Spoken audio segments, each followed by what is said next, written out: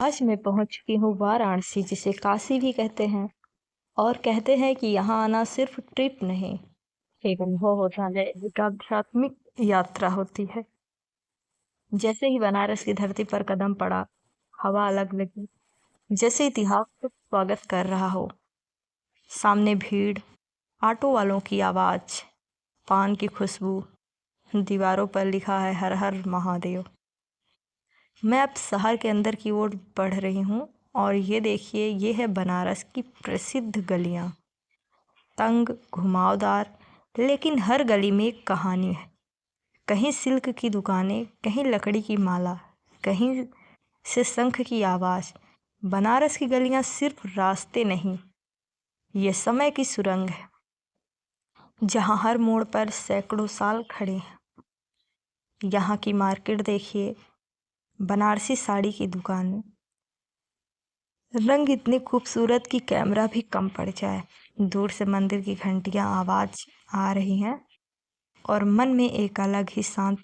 अब शाम हो चुकी है और मैं पहुंच गई हूँ दशाश्वमेध घाट। सामने बह रही है माँ गंगा और सूरज ढल रहा है, आसमान सुनहरा हो चुका है। अब शुरू होने वाली है प्रसिद्ध गंगा आरती, जिसे देखने देश ही नहीं बल्कि विदेशों से लोग आते हैं। यहाँ पर बहुत ज़्यादा भारी मात्रा में, लाखों की संख्या में विदेशी दिखते हैं।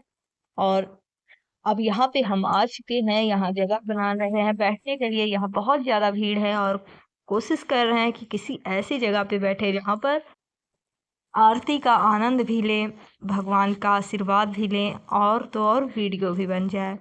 काफ़ी ज़्यादा क्राउड में, काफ़ी ज़्यादा ढूंढने के बाद मुझे एक ऐसी सीट मिली, एक ऐसी जगह मिली जहाँ से जस्ट आरती होती है, उसी जगह पे। और इत्तेफाक से इतनी अच्छी जगह मिली, अब मैं यहाँ बैठ गई हूँ और यहाँ से मैं रिकॉर्ड करूँगी। और जैसे ही पहला शंख बजा, दिल की धड़कन खुद रुक गई। पंडित एक साथ दिए जलाते हैं, हाथों में बड़े बड़े दीपदान, लयबद्ध गति, मंत्रोच्चार। मतलब ऐसे लगता है जैसे कि कोई ट्रेनिंग हो। और एक साथ अगरबत्ती जलाते हैं, एक साथ घुमाते हैं। बॉडी की जो मूवमेंट्स होती हैं, घुमाव होता है शरीर का, वो भी सब एक साथ होता है। अगरबत्ती, धूप बत्ती, फूल और दिया, और उसके बाद कपूर वाली आरती। सब कुछ एकदम अच्छे से एक तरह से होता है और इतने सारे पंडित रहते हैं और एक साथ पूरी आरती होती है। और उसके पहले ही यहाँ पे जो कर्मचारी लोग रहते हैं, जो पंडित लोग रहते हैं, छोटे छोटे, मतलब कि जो हेल्प करते हैं, वो लोग नीचे दिया जलाते हैं और पूरी दिया चारों ओर अच्छे से जलाई जाती है। जमीन में छोटी छोटी दियालियों में, तो पूरा एकदम बहुत ही ज़्यादा खूबसूरत लगता है। चाहे इसकी रिकॉर्डिंग नाव से करें, इसको नाव से देखें या फिर पीछे से कहीं से भी देखें, बहुत ही ज़्यादा खूबसूरत लगता है। और हमने एक रिकॉर्डिंग नाव के साइड से हुई है और एक पीछे साइड से हुई है, बहुत ही ज़्यादा खूबसूरत है। और पूरे वीडियो में आप देखेंगे, आरती का एक वीडियो मैंने अलग से भी बनाया है।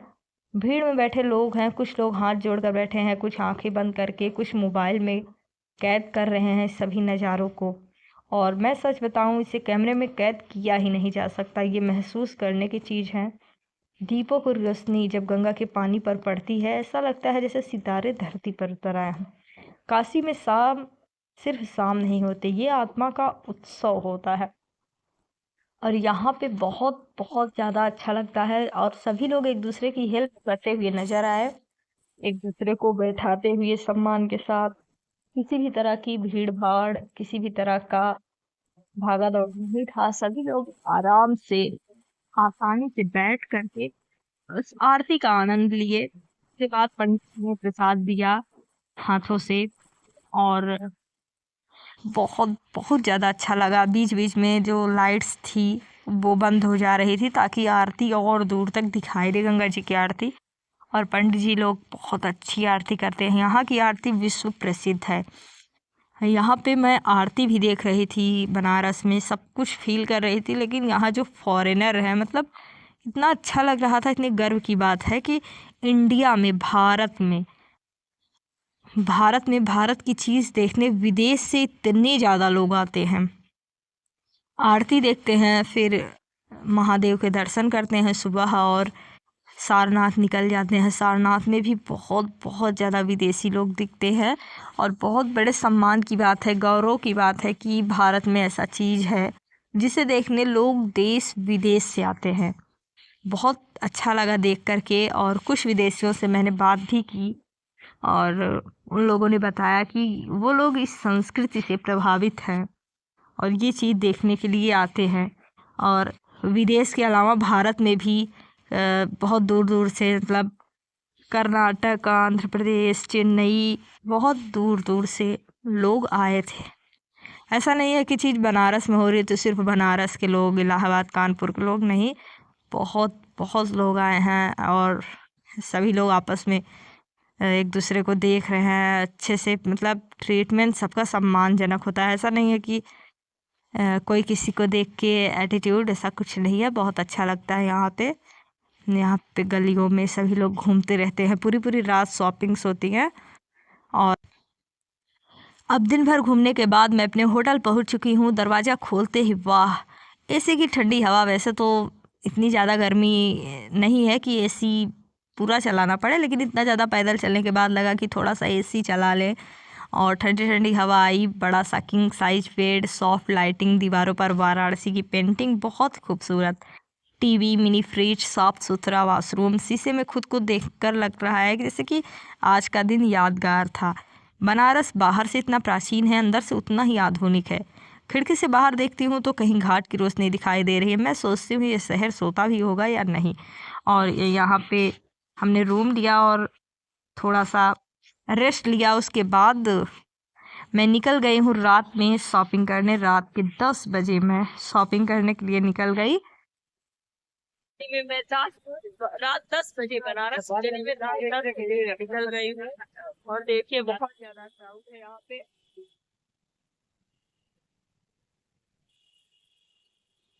सुबह 5 बजे ही मैं उठ गई हूँ और उसके बाद से निकल गई हूँ कि अब चलते हैं, स्नान करते हैं, दर्शन करना है। सुबह सुबह हल्की हल्की ठंड है और मैं घाट में आई हूँ यहाँ और स्नान करने जा रही हूँ। पानी को हाथ से छूते ही लगा जैसे कि एक अलग सी ऊर्जा महसूस होती है और यहाँ स्नान करने से सारे पाप धुल जाते हैं। लेकिन मुझे लग रहा है जैसे थकान भी धुल गई। पहले पानी ठंडा लगता है बहुत ज़्यादा, फिर शरीर खुद ब खुद ढल जाता है। स्नान के बाद मन बहुत हल्का, बहुत शांत। घाट की सीढ़ियाँ, सूरज की पहली किरण और लोग मंत्र जपते हुए। अब मैं जा रही हूँ काशी के सबसे प्रसिद्ध मंदिर काशी विश्वनाथ की ओर। और यहाँ पे घाटों की ओर से होते हुए मैं जा रही हूँ। प्राचीन से घाट है और यहाँ पे जितनी बनावट है, इतना ऐतिहासिक और इतना अच्छा स्ट्रक्चर है। जिसने भी बनाया है, जिसने बनवाया, बहुत बहुत ज़्यादा देखने में अच्छा लगता है। ऐसा नहीं लगता है, मैं यहाँ पे ब्लॉग बनाने गई थी लेकिन मैं ब्लॉग ज़्यादा नहीं बना पाई क्योंकि इतना अच्छा लग रहा था यहाँ पे। ऐसा लग रहा था जैसे सिर्फ रिकॉर्ड कर ना करें, बल्कि सब कुछ इतनी आंखों से देखें, इसे महसूस करें।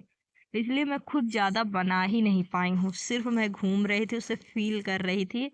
लग रहा था हाँ कितना अच्छा है, कितना अच्छा है। यहाँ पे मैं 3 बार आ चुकी हूँ लेकिन हर बार का एहसास उतना ही रहता है कि कितना खूबसूरत सा है सब कुछ। और मैं पूरा आराम से घूम रही हूँ, बीच बीच में मैं ब्लॉग भी बना रही हूँ। अब मैं अंदर मंदिर की ओर प्रवेश कर रही हूँ। प्रवेश करने के बाद यहाँ पे बहुत ही, मतलब बड़ा सा बन गया है अंदर। वहाँ बड़ी सी स्क्रीन लगी है, वहाँ पे काशी विश्वनाथ मंदिर अंदर का दिखाया जाता है मंदिर का। बहुत ज़्यादा पुलिसकर्मी हैं और यहाँ से काशी विश्वनाथ का जो स्वर्ण मंदिर है वो भी दिखाया रहा है, मतलब दिख रहा है। अब मैं खड़ी हूँ काशी विश्वनाथ मंदिर के सामने, जिसे गोल्डन टेम्पल भी कहा जाता है क्योंकि इसका शिखर सोने से मढ़ा हुआ है। यह मंदिर भगवान शिव को समर्पित है। इतिहास कहता है कि यह मंदिर कई बार टूटा, फिर बना और आज जो भव्य स्वरूप दिख रहा है उसमें अहिल्याबाई होलकर का सबसे बड़ा योगदान रहा है। अंदर प्रवेश करते ही हर हर महादेव की गूंज सुरक्षा कड़ी है, लेकिन अंदर की शांति अद्भुत है। शिवलिंग पर जल चढ़ाते ही मन में एक ही भाव कृतज्ञता है। काशी सिर्फ एक शहर नहीं, ये मोक्ष की नगरी है। यहाँ जीवन और मृत्यु दोनों का अर्थ बदल जाता है। यहाँ पे सामान रखने के लिए सरकारी वो भी बना है कि वहाँ पे सामान रख सकते हो, और जो लोग प्रसाद देते हैं वो लोग ज्यादा विदेशी अगर कहीं आते हैं तो वो आते हैं बनारस में, और हम आपको दिखा सकते हैं ऐसे बहुत सारे विदेशी। ये देखिए बहुत सारे विदेशी ऐसा सी इज स्माइलिंग सिंगल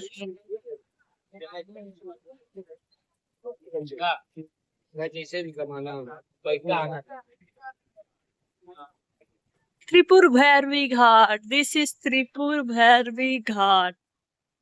यह है त्रिपुर भैरवी घाट, और यहाँ आप देख सकते हो बहुत ही खूबसूरत धार्मिक नजारा है। यहाँ पे इंडिया के लोग तो हैं ही, ऑब्वियसली रहेंगे ही, लेकिन बाहर के लोग बहुत ही ज्यादा हैं, फॉरेनर बहुत ही ज्यादा हैं। ज्यादातर लोगों को मैंने रिकॉर्ड नहीं किया प्राइवेसी के तहत, बट ये है कि आप भी कभी आइए देखिएगा। तो बनारस में विदेश से लोग बहुत ज्यादा आते हैं। इतनी सारी बोट है, ये बोट 2 मंजिला 3 मंजिला वाली, और ये ऊंचे ऊंचे घाट। ज्यादा नहीं बना पाई क्योंकि इतना अच्छा लग रहा था यहाँ पे। ऐसा लग रहा था जैसे सिर्फ रिकॉर्ड कर ना करें, बल्कि सब कुछ इतनी आंखों से देखें, इसे महसूस करें। इसलिए मैं खुद ज्यादा बना ही नहीं पाई हूँ, सिर्फ मैं घूम रही थी, उसे फील कर रही थी। लग रहा था हाँ कितना अच्छा है, कितना अच्छा है। यहाँ पे मैं 3 बार आ चुकी हूँ, लेकिन हर बार का एहसास उतना ही रहता है कि कितना खूबसूरत सा है सब कुछ। और मैं पूरा आराम से घूम रही हूँ, बीच बीच में मैं ब्लॉग भी बना रही हूँ। अब मैं अंदर मंदिर की ओर प्रवेश कर रही हूँ। प्रवेश करने के बाद यहाँ पे बहुत ही मतलब बड़ा सा बन गया है अंदर। वहाँ बड़ी सी बड़ी स्क्रीन लगी है, वहाँ पे काशी विश्वनाथ मंदिर अंदर का दिखाया जाता है मंदिर का। बहुत ज़्यादा पुलिसकर्मी हैं, और यहाँ से काशी विश्वनाथ का जो स्वर्ण मंदिर है वो भी दिखाया रहा है, मतलब दिख रहा है। अब मैं खड़ी हूँ काशी विश्वनाथ मंदिर के सामने, जिसे गोल्डन टेम्पल भी कहा जाता है क्योंकि इसका शिखर सोने से मढ़ा हुआ है। यह मंदिर भगवान शिव को समर्पित है। इतिहास कहता है कि यह मंदिर कई बार टूटा, फिर बना, और आज जो भव्य स्वरूप दिख रहा है उसमें अहिल्याबाई होलकर का सबसे बड़ा योगदान रहा है। अंदर प्रवेश करते ही हर हर महादेव की गूंज सुरक्षा कड़ी है, लेकिन अंदर की शांति अद्भुत है। शिवलिंग पर जल चढ़ाते ही मन में एक ही भाव कृतज्ञता है। काशी सिर्फ एक शहर नहीं, ये मोक्ष की नगरी है। यहाँ जीवन और मृत्यु दोनों का अर्थ बदल जाता है। यहाँ पे सामान रखने के लिए सरकारी वो भी बना है कि वहाँ पे सामान रख सकते हो, और जो लोग प्रसाद देते हैं वो लोग भी सामान रखवाते हैं, प्रसाद देते हैं। और अंदर भगवान के पास जब दर्शन के लिए जाते हैं तो गेट के अंदर, गेट नंबर 1 2, तो उसके अंदर मोबाइल फोन, कैमरा, घड़ी ये सब नहीं ले जाने देते। बस बाहर से ही जूम आउट जूम इन करके वीडियो बना सकते हैं। हमने भी इसी तरह से बनाया है, और कैमरा बाहर आता है, घाट, गंगा, मंदिर का स्वर्ण शिखर सब कुछ कैद होता है, और मंदिर के अंदर सिर्फ शांति, भगवान, भक्त। अंदर कैमरा ऐसे ले जाना अलाउड नहीं है, इसलिए हम भी नहीं ले गए, बाहर से ही हमने रिकॉर्ड किया। अब दर्शन हो गया। दर्शन के बाद अब हम लोग फिर से गए, मोबाइल लेकर आए, और यहाँ पे गेट पे, घाट पे वीडियो बना रहे हैं। सुबह की पहली धूप रोशनी, सुबह 6:30-7 बजे का लगभग समय है, और यहाँ पे इतनी ज़्यादा नाव दिख रही हैं पानी में। जब किरण पड़ रही है एकदम चमक रहा है अच्छे से, और मैं रिकॉर्डिंग करते हुए आगे बढ़ रही हूँ, और आपको भी मज़ा आएगा देख करके। काल भैरव की लंबी लाइन लगती है यहाँ पे, और हम लोग यहाँ खड़े हैं। बहुत लंबी लाइन है, बहुत लंबी लाइन है। और आप देख, कल तक मैं थी शिव की नगरी में और आज जा रही हूँ बुद्ध की भूमि पर। मैं वाराणसी से लगभग 10 किलोमीटर दूर सारनाथ की ओर निकल चुकी हूँ, पहुँच आई हूँ। काशी की भीड़ से अब शांति की तलाश। रास्ते में हरियाली, कम ट्रैफिक, माहौल अचानक शांत हो जाता है। ऐसा लग रहा है जैसे शहर की आवाज़ पीछे छूट गई है। यहाँ पे काफ़ी ज़्यादा शांति दिखती है हर कोने पर, और यहाँ भी देश विदेश से काफ़ी लोग आए हुए हैं। और बुद्ध जी की जो भूमि है यहाँ पर सब कुछ बहुत ही अच्छे से दिखाया जाता है। सामने धार्मिक स्तूप है।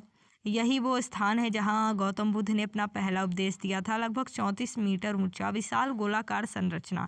यहाँ खड़े होकर 2500 साल पुराना समय महसूस होता है। यहाँ भगवान गौतम बुद्ध ने धर्म चक्र प्रवर्तन किया था, यानी ज्ञान प्राप्ति के बाद पहला उपदेश। कैमरा स्तूप के चारों ओर घूमता है, दीवारों पर नक्काशी, सब कुछ देख सकते हो आप लोग। यहाँ पे कैमरा अलाउड है, आई मीन। और शांति, पक्षियों की आवाज़, यहाँ कोई शोर नहीं होता, बस हवा और इतिहास दिखती है। और यहाँ पे मूलगंध कुटी विहार है, जहाँ अंदर प्रवेश करते ही अगरबत्ती की हल्की खुशबू महसूस होती है। दीवारों पर बुद्ध के जीवन की पेंटिंग्स हैं। ऐसा लगता है जैसे समय धीमा हो रहा है। और यहाँ अशोक स्तंभ है, यहाँ अशोक स्तंभ है और राष्ट्रीय प्रतीक के रूप में यहाँ हरी घास, लॉन वगैरह हैं। और अगर काशी आत्मा है तो सारनाथ आत्मा की शांति है। एक जगह शिव का तांडव, दूसरी जगह बुद्ध की करुणा, और इन दोनों के बीच हमारी ज़िंदगी नमो बुद्धाय, हर हर महादेव जैसी है। और सामने बुद्ध जी की मंदिर है और यहाँ पे भी लोग आते हैं। बहुत ही शांति का अनुभव होता है। यहाँ हम गए अंदर, बहुत अच्छा लगा, शांति है, देश विदेश से लोग आए हुए हैं। मैं अभी इसी पवित्र स्थल के सामने खड़ी हूँ जिसका नाम है मूलगंध कुटी विहार, जहाँ हवा भी धीरे चलती है और मन खुद ब खुद शांत हो जाता है। सबसे पहले इसकी शुरुआत वास्तुकला से करते हैं। सरल लेकिन प्रभावशाली है। यह विहार 1931 में महाबोधि सोसाइटी द्वारा बनवाया गया था। इसका उद्देश्य था उस स्थान को फिर से जीवित करना जहाँ भगवान बुद्ध ने समय बिताया। सामने हरी घास, साफ सुथरा परिसर, विदेशी पर्यटक, ध्यान में बैठे लोग। यहाँ कोई शोर नहीं, कोई हड़बड़ाहट नहीं, बस एक गहरी शांति है। और अंदर आते ही अगरबत्ती की हल्की खुशबू, सामने विशाल बुद्ध प्रतिमा ध्यान मुद्रा में, चेहरे पर इतनी शांति जैसे सारी दुनिया की बेचैनी यहाँ आकर रुक गई हो। दीवारों पर सुंदर भित्ति चित्र। इन पेंटिंग्स को जापानी कलाकारों ने बनवाया था। जो बुद्ध इतिहास के अनुसार सारनाथ वही स्थान है जहाँ बुद्ध ने ज्ञान की प्राप्ति के बाद अपना पहला उपदेश दिया था, जिसे धर्म चक्र प्रवर्तन कहा गया। मूलगंध कुटी विहार उसी क्षेत्र का पुनर्निर्मित आध्यात्मिक केंद्र है। यह सिर्फ एक मंदिर नहीं, एक स्मृति है, एक ऊर्जा है, एक जीवित इतिहास है। यहाँ गौतम बुद्ध जी बैठे हुए हैं और उनके सामने उनके 5 शिष्य उपदेश लेते हुए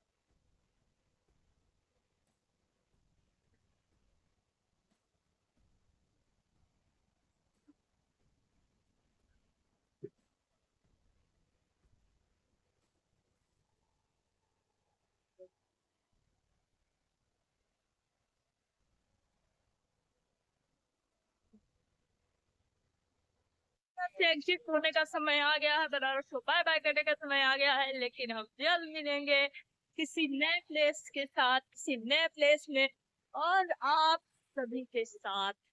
वीडियो कैसा लगा कमेंट बॉक्स में अवश्य बताइएगा।